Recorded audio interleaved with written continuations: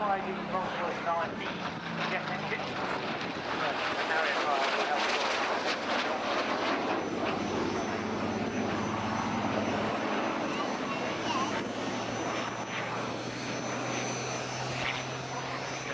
What the Naval Air Station here actually does when the forces here are out on deployment. So lots of helicopters flying around, people running around, and that's building up later on, of course, to the finale of the show. That'll happen at about 4:30, and that's using both the Navy and the Royal Marines, all the forces are based here at Royal Naval Air Station Yeovil, have put together an absolutely fantastic show with pyrotechnics and an awful lot happening. That's at about 4:30. So for now, in the vertical climb, it's the Royal Navy Seahawk. This aircraft operated by the Royal Navy Historic Flight, based here at Yeovil. The Historic Flight have a number of aircraft which they maintain in airworthy condition. Seahawk, the Swordfish, of course, very famously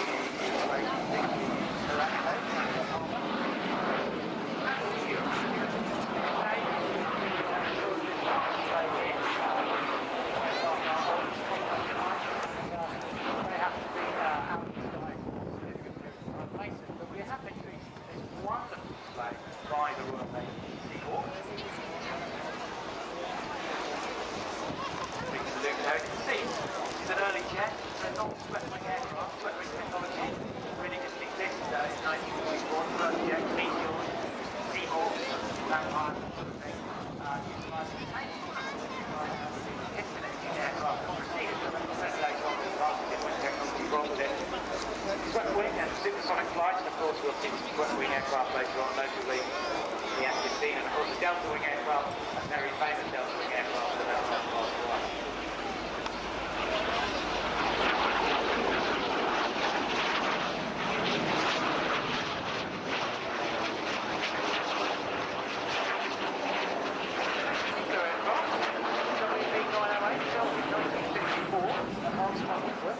Baggington, Coventry. In 1971 she was transferred to RAF Halton as a ground instructional airframe, and then transferred in 1976 to Royal Naval Air Station Hull Road down in and it was at this time that a team of volunteers got together, overhauled her and put her back in the air. She first flew again post-restoration in 1978.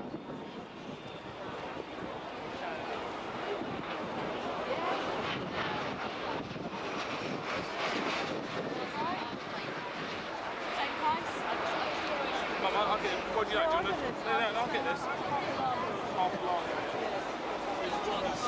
Transferred then to the historic flight here at Yeovil in 1982. She was in the colours today of her 806 Naval Air Squadron colours. Their motif was Ace of Diamonds. She's the only Seahawk flying anywhere.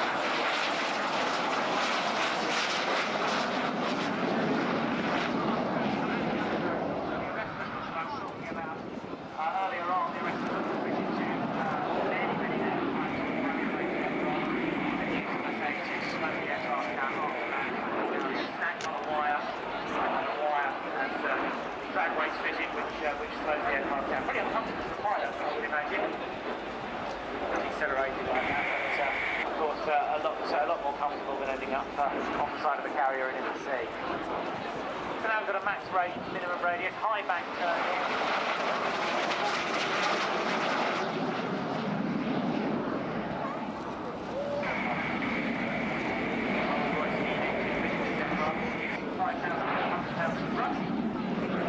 She'll do Mach 0.84, so subsonic, that's at 36 now. The aircraft is limited to 25,000 feet.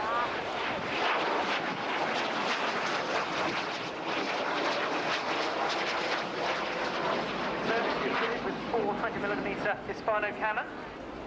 They were supplied with 200 rounds each. Should also be fitted with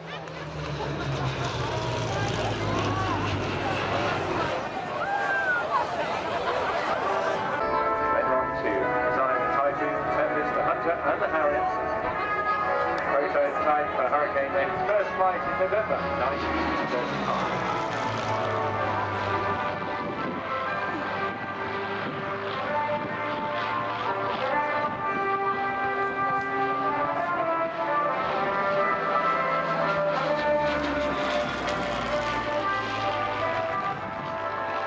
just the first of two aircraft that Peter is going to show us today. He'll be backing in later on in the C-51D Mustang. But he wanted to show off all the lines and aspects and capabilities of this aircraft, hence the strafing attack on the way in. These aircraft would be armed with 12 303 caliber Browning guns. And a little bit later on, with any luck, we'll see him leash off a couple of bombs as well. The Super Champ in his own right, your investment coming home to roost now right in front of you in the form of one of his 4 aircraft. Hurry bomber.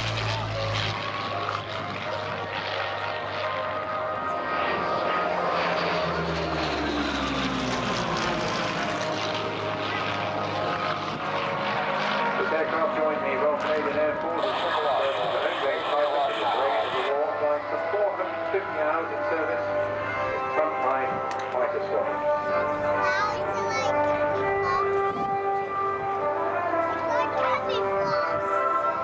Like so many of these old aircraft, they went off to be used for spare parts and ended up in scrap yards and in backyards of farms and so on and so forth. But this was discovered, there we go, with another script.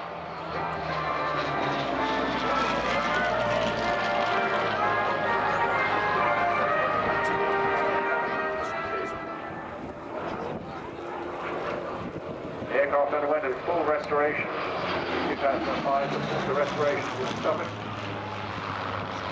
Comprehensive mission was completed in 2009. So rolling this aircraft out in its current configuration, markings of Echo 505, and that's a base Mark 2B operated by 174 Mauritius Squadron. That's putting any necessary stress on the airplane itself.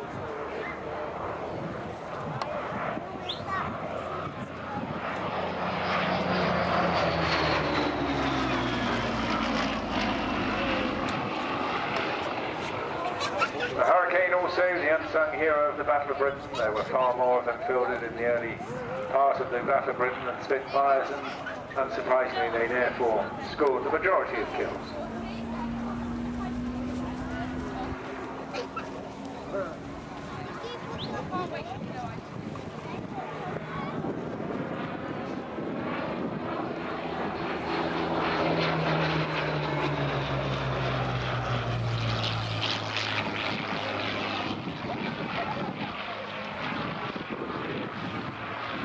Very personal relationship between Peter and all his aircraft. He first put this on his pegs.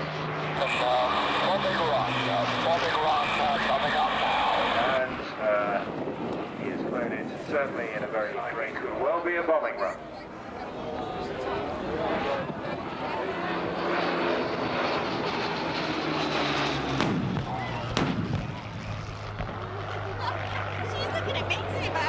Well, that's had a few car alarms off there.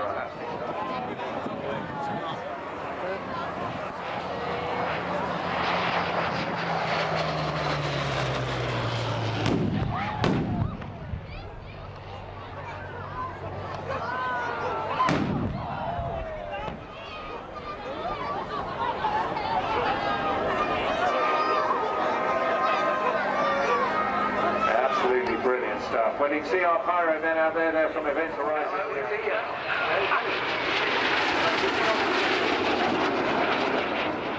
Got to take it when it comes, but I tell you what, Andy here isn't going to wait for anybody. And another terrific entrance there, really superb. He is still with the Air Force from 1955 right through to 1993, so an enormous number of pilots trained. But it's also successfully exported and served in the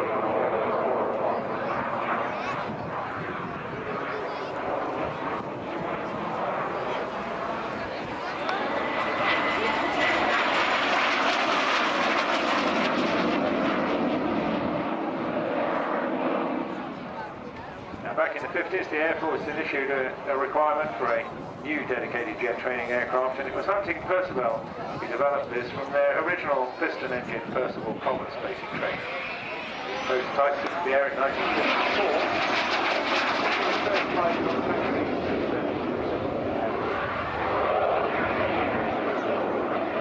The original T1s were ordered, but very quickly a follow-up order was placed. 40 of the more then developed an advanced JPT3 featuring a more powerful Armstrong City Viper jet engine, ejector seats, and a redesign of the airframe.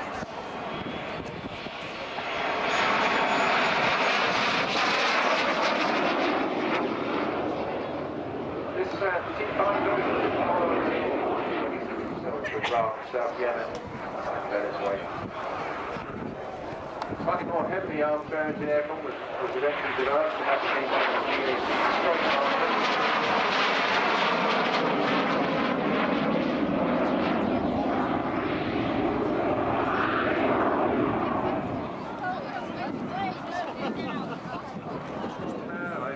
I did one around at about 350 myself, but it generally cruises at slower speeds than that. Ergonomically not tremendously well designed in the cockpit.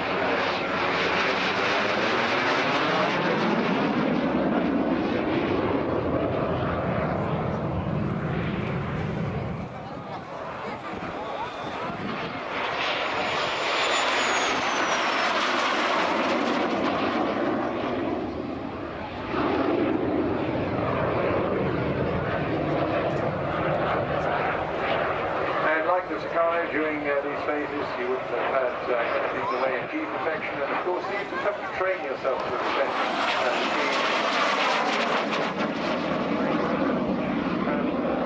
guys pulling 5-6G, and that's what really JPT5 to be delivered to the Royal Air Force in September 1970. It served initially with 3 SDS, the Royal Air Force D-Link, coded as number 38.